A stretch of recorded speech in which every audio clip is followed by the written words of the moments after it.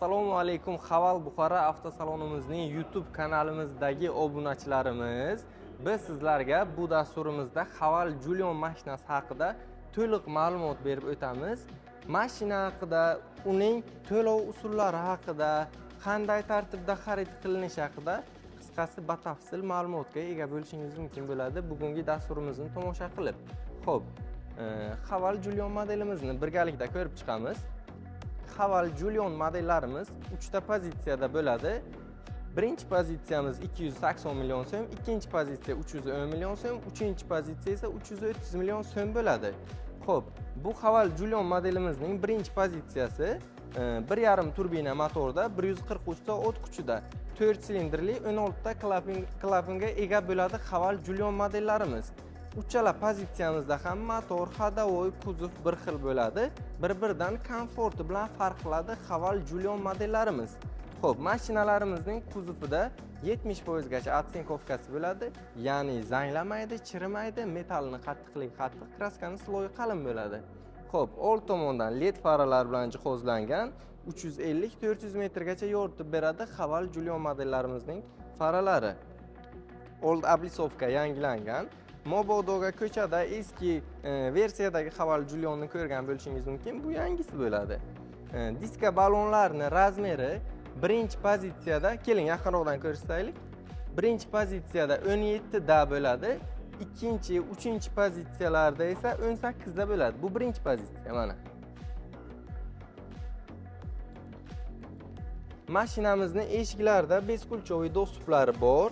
O'zida misol kalit cho'ntagingizda, sumkangizda prosta tag barmoqni qo'yib bitta tortish bilan o'zi ochib bera oladi. Mashinamiz polni shuma izolyatsiyalari bo'lgan bo'ladi.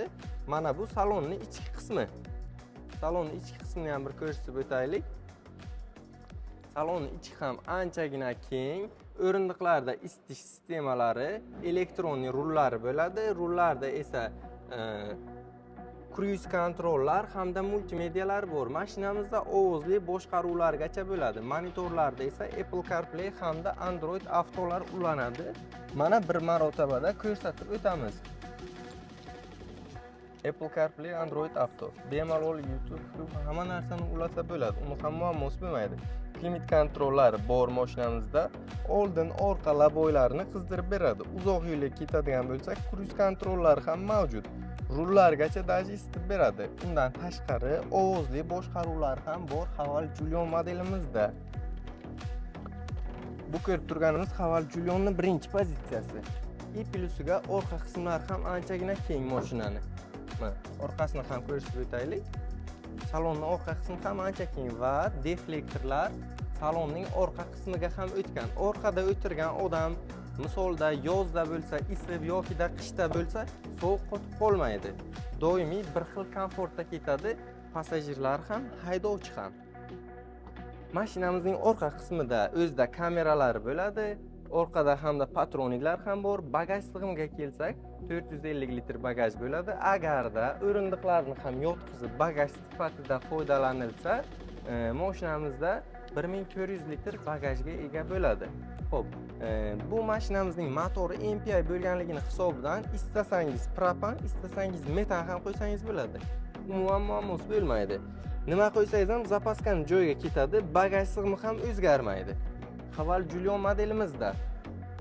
Xo'p, yana nimalarni aytib o'tadigan bo'lsak, xo'p, bu hali birinchi pozitsiyasi edi. Mashinamiz hatto pultdan ham zavod bo'ladi. Misol uchun qishda siz uyda o'tiribsiz, chiqib buni qizdirib kutgancha yoqmayapti. Shunday uydan o'tirib pultni o'zi bilan bitta zavod qilsa bo'ladi. Mana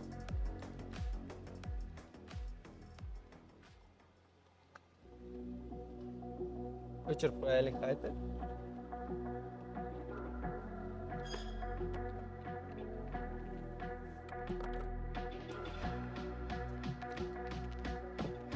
Bu Haval Julion modelimizning birinchi pozitsiyasi edi. Bu tomonda ikkinchi pozitsiyasi ham bor. Misol uchun buni ham ko'rib o'taylik.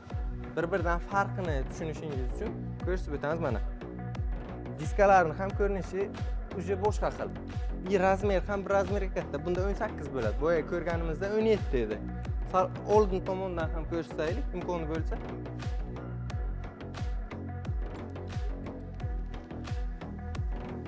Xo'p, mashinamizda ko'rinishda ham old tomonda ustida uji panoramalar qo'shiladi. Haval Julion modelimizning ikkinchi pozitsiyasida oq rangi ham jemchugli bo'ladi.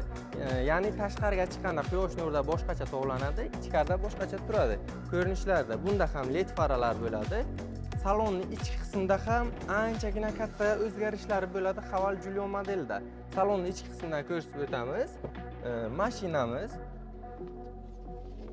koja salon, panorama tom, 360 graduslik kamera, undan tashqari to'liq barcha o'rindiqlarning isitish sistemasi, oldin o'rindig'ini hatto sovutish sistemasi ham bor. Telefon uchun besprovодной zaryadka, duxzonli klimat kontrol, ya'ni bir paytning o'zida ikki tomonga ikki xil temperatura qilib bera oladi Haval Julion modelimizning ikkinchi pozitsiyasidan boshlab barchasi. Xo'p, bunda ham Apple CarPlay, Android Autoga bemalol ulash mumkin. Ovozli boshqaruvlar ikkinchi pozitsiyamizda ham, birinchi pozitsiyamizda ham, uchinchi pozitsiyamizda ham bor bo'ladi.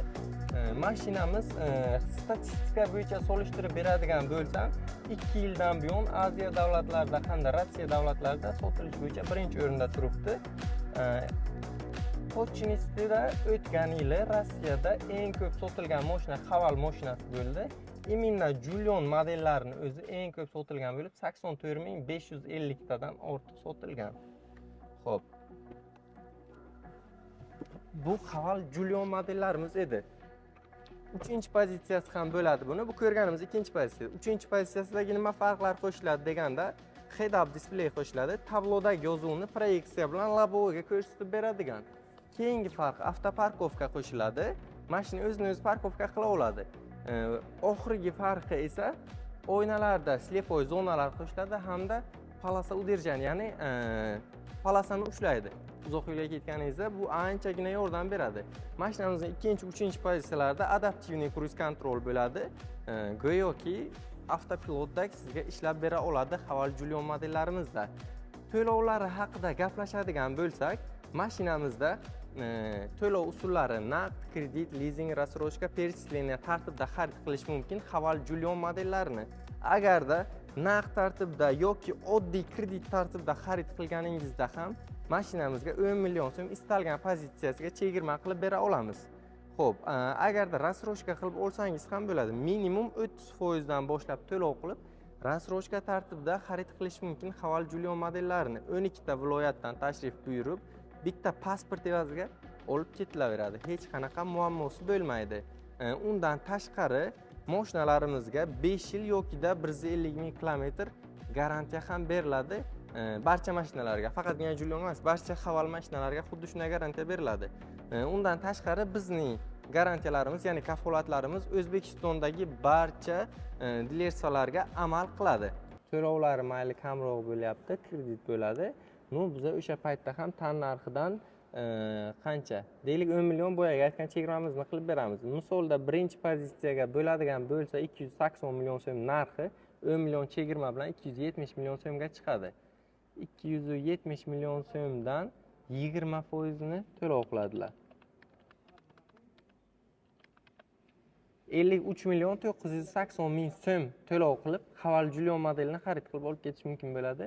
Bu kredit tartibida. Agarda boshlanish to'lovlarini ko'proq to'lov qilsalar, уже рассрочкаlar ham boshlanadi. Illigodniy avtokreditlar ham. Misol uchun boshlang'ich asosan mijozlarimizda 30% da 30% bilan рассрочка qilganlarda muddat ham ozgina qisqa bo'lib qoladi. Misol uchun 1 yilga deylik. 1 yilda рассрочкаga olyaptilar. Lekin oylik to'lov juda ham baland chiqyapti. Istasalar biza mijozlarimizga ligodniy avtokreditlarni ham taklif qilib bilamiz. Misolda ligodniy avtokreditda olyaptilar. Ligodniy avtokreditda olganlarda oldingiga o'xshab 25, 27, 29% stavkali kreditlar yo'q. Juda ham foizlar past bo'ladi. Misol uchun mana hozir hisoblaymiz. 279 900 1 2 3 30% to'lov qildilar. 5 yillik qilib oldilar deylik, misolda. Haval Julion modelini 83 million 970 ming so'm to'lov qilyaptilar. 17% stavka bilan chiqyapti. 5 yil muddatga qilinyapti. 4 million 800 ming so'mdan chiqyapti oylik to'lovi. Sizlar hisoblab ko'rishlaringiz mumkin. Misol uchun 5 yillik qilinyapti, u ko'payib ketadi 5 yilda deb. 5 yilga cho'zmanglar.